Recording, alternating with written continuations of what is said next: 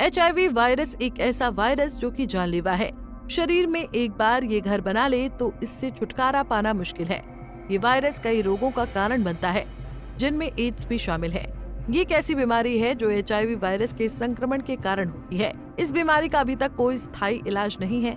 हरियाणा का जींद जिला इन दिनों इस लाइलाज बीमारी की चपेट में है, जहां इसके मामले लगातार बढ़ते जा रहे हैं। अब तक का ज्ञात आंकड़ा 2500 के पार पहुंच चुका है। साल 2023-24 में 306 और साल 2024-25 में 313 नए मामले सामने आए। 2023-24 में 306, 2024-25 में 313। इस घातक बीमारी का शिकार युवा, बुजुर्ग और बच्चे सभी हो रहे हैं।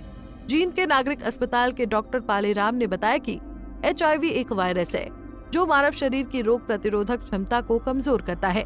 ये बीमारी निम्नलिखित कारणों से फैल सकती है। HIV संक्रमित खून के चढ़ने से, असुरक्षित यौन संबंधों के माध्यम से, नशे के लिए साझा सुई का उपयोग, पुरुषों के बीच यौन संबंध। एड्स से बचाव के उपाय। खून की आवश्यकता होने पर केवल विश्वसनीय ब्लड बैंक से लें, जहां खून की पूरी जांच हो। असुरक्षित यौन संबंधों से बचें और कॉन्डोम का उपयोग करें। इंजेक्शन के लिए हमेशा नई और स्टेराइल सिरिंज का उपयोग करें। डॉक्टर पालेराम आगे बताते हैं कि एड्स का कोई स्थायी इलाज नहीं है, लेकिन दवाइयों के माध्यम से वायरस के प्रभाव को नियंत्रित किया जा सकता है। हरियाणा सरकार HIV पॉजिटिव मरीजों को मुफ्त दवाइयों और 2250 रुपए मासिक पेंशन प्रदान कर रही है। दवाइयों के नियमित सेवन से वायरस के लोड को कम किया जा सकता है। देखिए, जो HIV की फुल फॉर्म है ह्यूमन इम्यूनोडेफिशिएंसी वायरस।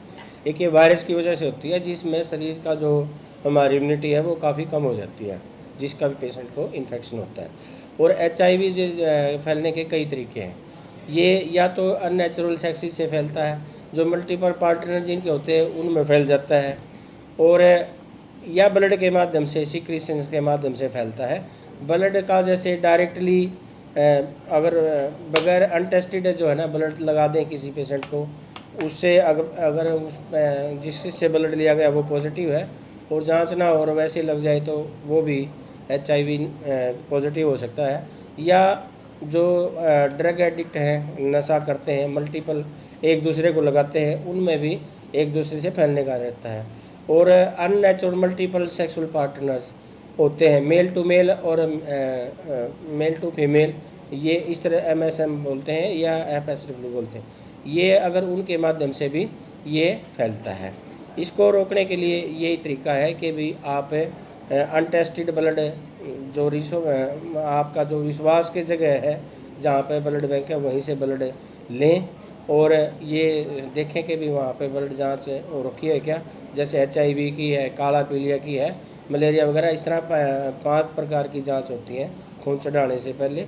तो वो सारी जांच वहाँ पे ब्लड स्टोरेज सेंटर में उपलब्ध है या नहीं है, वो देख कर ही आप देखिए। जो तरीके मैंने आपको बताए कैसे कैसे ये फैलता है, अगर हमें इन पर ध्यान देंगे, जैसे मैंने बताया कि अनटेस्टेड रिलायबल जहाँ पे ब्लड सोर्स है वहाँ से ही लें।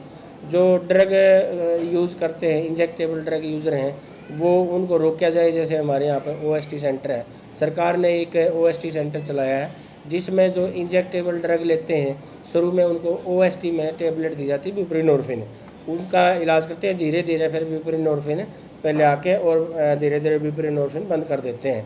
तो इंजेक्टेबल से अवॉइड करें, और जो मल्टीपल सेक्सुअल पार्टनर हैं उनसे बचा जाए। और फिर भी अगर कई बार ऐसी स्थिति बनती है तो जो कंडोम वगैरह है वो यूज़ करें। तो इस प्रकार से हम और जो रीयूजेबल सिरिंज है उनका प्रयोग ना करें। एक बार ही जो यूज करके सिरिंज तोड़ देते हैं उनका प्रयोग करें, अगर कभी इंजेक्शन की जरूरत पड़ जाती है। कोई पॉजिटिव मिल जाता है पेशेंट तो उसका इलाज क्या है सर, टेबलेट्स क्या होती है? देखिए, इसका जो है इलाज परमानेंट इलाज HIV का नहीं है। जो वायरल लोड है उसको सप्रेस करके रखा जा सकता है। उसके लिए हमारे यहाँ पे ART सेंटर खुला हुआ है, जिसमें दवाइयाँ देते हैं, लगभग हम 1 महीना की देते हैं। और सरकार ने अब ये चीज़ भी कर दी है कि जो HIV पॉजिटिव है उनको पेंशन दी जा रही है 2250 रुपये पर मंथ। तो जो HIV अगर किसी कारणों से पॉजिटिव हो गया है वो, तो मेरा आपके चैनल के माध्यम से ये अनुरोध है कि अपनी HIV की जांच करवाएं और यहाँ जींद में ART सेंटर है, वहाँ से दवाई भी लें, लगातार इसकी दवाई खाएं। अगर दवाई खाता रहेगा तो जो वायरस का लोड है वो कम हो जाएगा, तो उससे जो है आगे वायरस वो नहीं फैला सकेगा।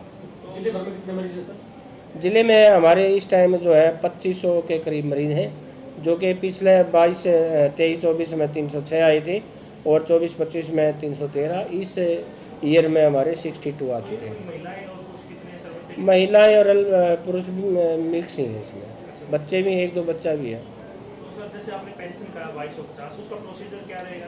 उसमें हमारे पास जो है, जो पेशेंट की जांच हो जाती है, जो हमारे यहाँ से ART से दवाई ले रहा है और पूरा महीना दवाई खानी ज़रूरी है। अगर मरीज़ पॉजिटिव आ गया और ART में दवाई नहीं लेगा तो उसको पेंशन नहीं मिलेगी, बीच में छोड़ कर चला जाएगा उसको भी नहीं मिलेगी। हॉस्पिटल से होगी? हॉस्पिटल्स में ही, हमारे यहाँ हॉस्पिटल में ही हम फार्म भरते हैं, ऑनलाइन करते हैं और इनका बजट आ जाता है तो पेंशन डिस्पर्स हो जाती है। सर जो 2500 का आंकड़ा बताया सर, अगर इसका रेशो निकाले तो कौन सी एज के ज़्यादा केसेस? इसमें मिली जुली ज़्यादा ही है, क्योंकि सपोज पहले कोई यंग था, पॉजिटिव हो गया तो अब वो बुजुर्ग भी होएगा, तो मिले जुले हैं। तो सर जैसे आपने बताया कि 2500 केस है, तो समाज में एक HIV जो पेशेंट होता है उसके प्रति लोगों की नज़रिया एक अलग प्रकार का होता है, तो क्या संदेश देना चाहेंगे कि वही लोगों के मन में होता है कि सेक्स करने से ही HIV होता है, काफ़ी लोग जागरूक नहीं है, तो क्या संदेश देना चाहेंगे? देखिए, जो अनइंजर्ड पार्ट होते हैं उनमें सेक्स के थ्रू सिर्फ 1% मामलों में ही फैलता है। एक एपिसोड में 1% से भी कम चांसेस है कि एक HIV पॉजिटिव दूसरे HIV नॉर्मल आदमी से सेक्स कर रहा है या फीमेल से सेक्स कर रहा है, उसका 1% चांस है। लेकिन मैं ये कहता हूँ कि भी इन चीज़ों को, पॉलीगैमी जिसको बोलते हैं, इसको बढ़ावा ना दिया जाए।